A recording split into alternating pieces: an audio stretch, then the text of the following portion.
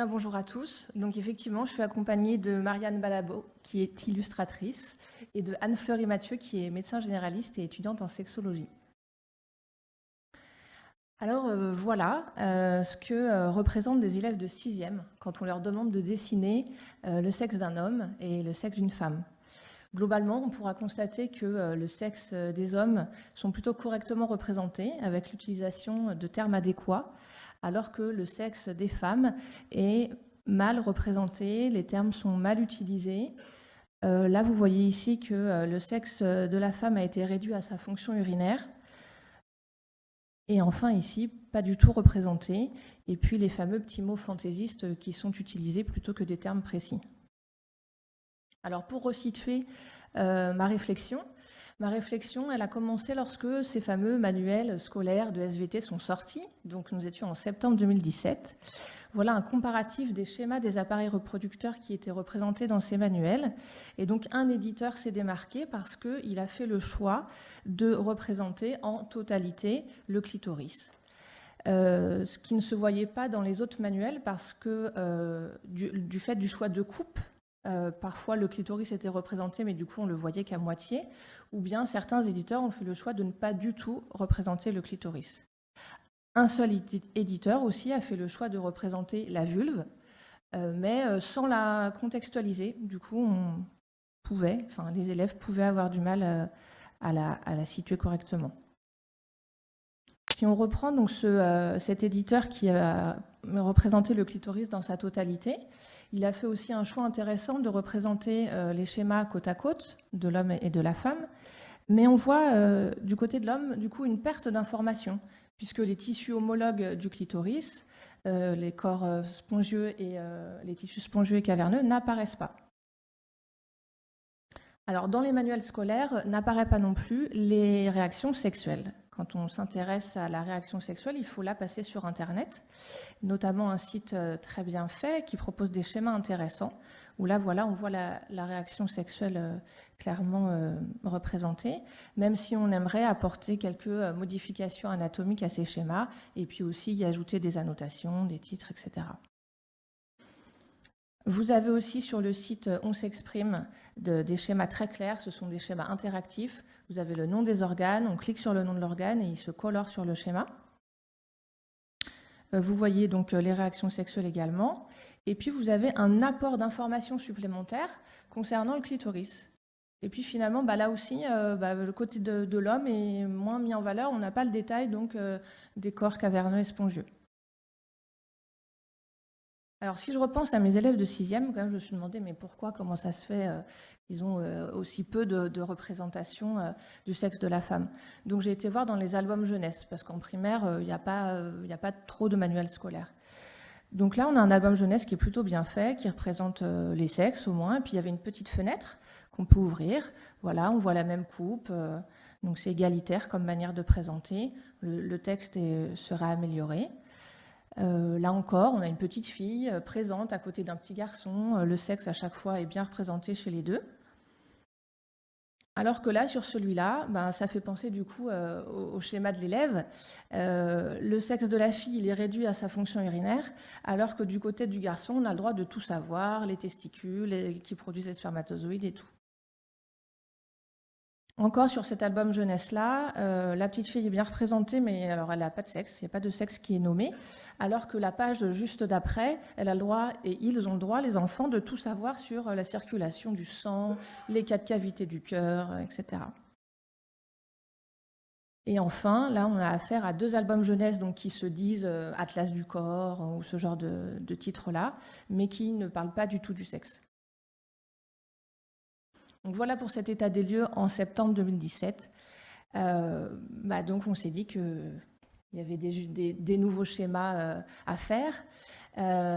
Du coup, pour continuer cette réflexion, je me suis entourée donc, de mes 2 acolytes et on va donc vous présenter le fruit de notre réflexion, le fruit de notre travail sous l'angle du coup donc des valeurs. Quelles sont les valeurs qu'on a choisi de mettre en avant dans ces schémas-là?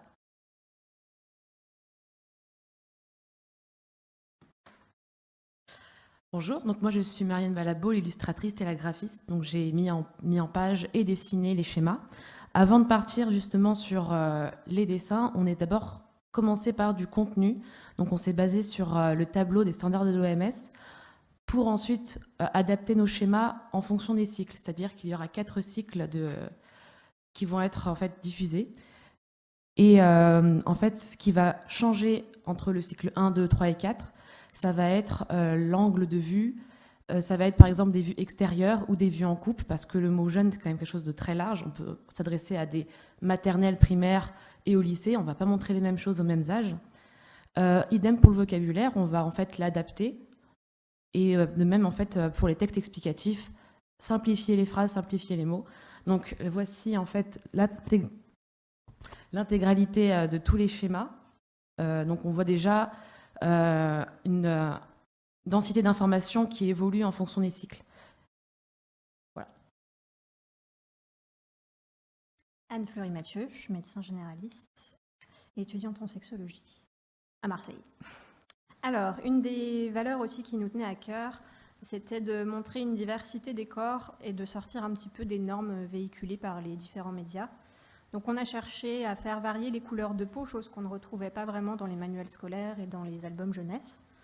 On avait aussi envie de sortir un petit peu des normes idéalisées, donc que, par exemple le sexe représentait bien des poils, montrer voilà, comment il est l'origine naturellement, disons. Représenter à des sexes aussi avec des grandes lèvres, pas symétriques, un pénis qui peut être un peu courbé, pas droit, dans l'idée voilà, de montrer quelque chose de plus réaliste et de sortir un petit peu d'une norme idéale. Ensuite, on a aussi bien explicité cette diversité des corps dans les textes et les annotations. Donc, tu peux passer. Dans le texte, en bas de chaque schéma, on a mis cette petite phrase disant que ces schémas représentaient des formes générales de corps et de sexe, parce que bien sûr, on ne pouvait pas représenter toutes les variations qu'il pouvait y avoir, donc on a quand même fait un choix, mais qu'il en existait donc une grande diversité, et donc voilà, montrer qu'il y avait différents schémas. Ensuite, on a aussi fait le choix de ne pas mettre de pronoms, de ne pas dire que c'était par exemple le pénis, le vagin, dans l'idée voilà, qu'il y ait une grande diversité. Donc voilà, toujours cette idée de réfléchir un petit peu à tous les points de vue. Voilà. Donc toujours dans une représentation proche de la réalité, on va utiliser des termes précis, scientifiques, anatomiquement corrects, et donc toujours aussi dans la représentation, être dans le réalisme, mais pas trop, pour pas trop distraire, parce que c'est vrai que ce sont quand même des images marquantes pour les plus jeunes. Pareil, par exemple, pour vous, vous vous souvenez probablement de la première fois que vous avez dû voir ce genre de schéma. Ça dépend à quel âge, mais en tout cas, la première fois, on s'en souvient assez bien.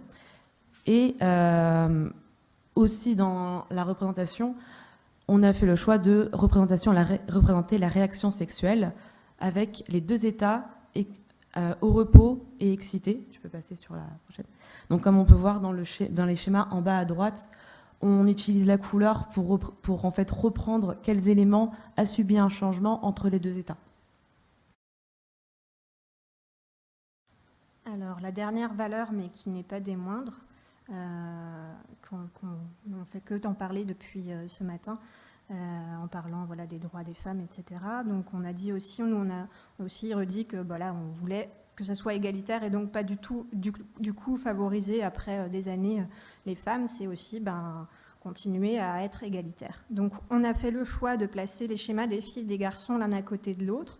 Alors de manière arbitraire, on a mis la femme à gauche et l'homme à droite, en choisissant par ordre alphabétique, filles, garçons, hommes, femmes, ça marche pour les deux.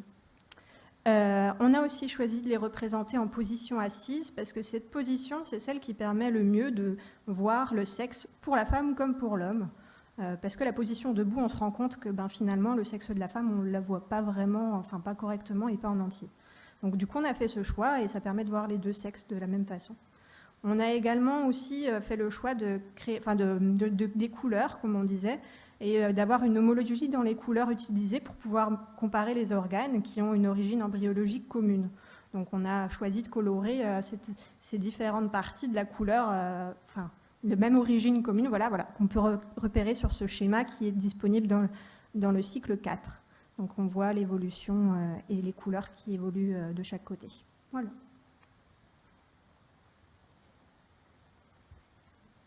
Donc pour conclure, les 4 valeurs qu'on a mises en avant dans ces schémas sont le fait déjà qu'ils soient adaptés à l'âge des enfants.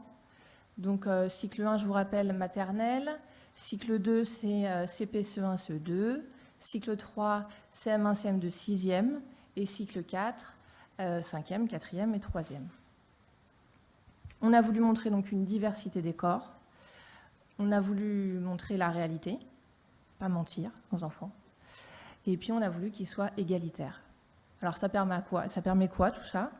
Ça permet aux enfants de construire leur image corporelle exacte, de manière exacte. Et du coup, après, quand on reçoit un message de prévention, ça permet de mieux le comprendre. Parce que si on découvre son sexe par le message de prévention, ça peut être un petit peu déstabilisant. Donc on comprend mieux les messages de prévention concernant les attouchements, l'excision, sur l'hygiène, la contraception, le plaisir. Donc, ce qui permet également une meilleure connaissance de soi, une meilleure connaissance de l'autre.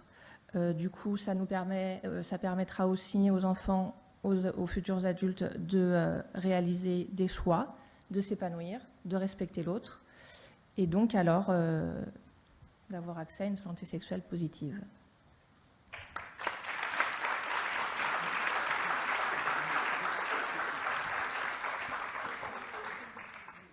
Comment ? Oui. Donc, cette équipe récemment formée, depuis 2017-2018, Aurélie Boccassini était une étudiante de notre diplôme universitaire santé sexuelle et droits humains. Voilà ce que ça peut donner comme travail de recherche. Ensuite, elles ont été primées au prix de la chaire UNESCO en décembre 2018, c'est ça ? Toutes les 3. Vous n'êtes pas les seuls primés, puisque tout à l'heure, on va aussi avoir Florence qui a été primée. Et donc, je vous félicite. Et depuis, tu as bien progressé, puisque tu as intégré l'éducation nationale au niveau où tu vas prendre des décisions. Et donc, ça, c'est des étudiants qui ont bien réussi. Je pense qu'on peut les féliciter.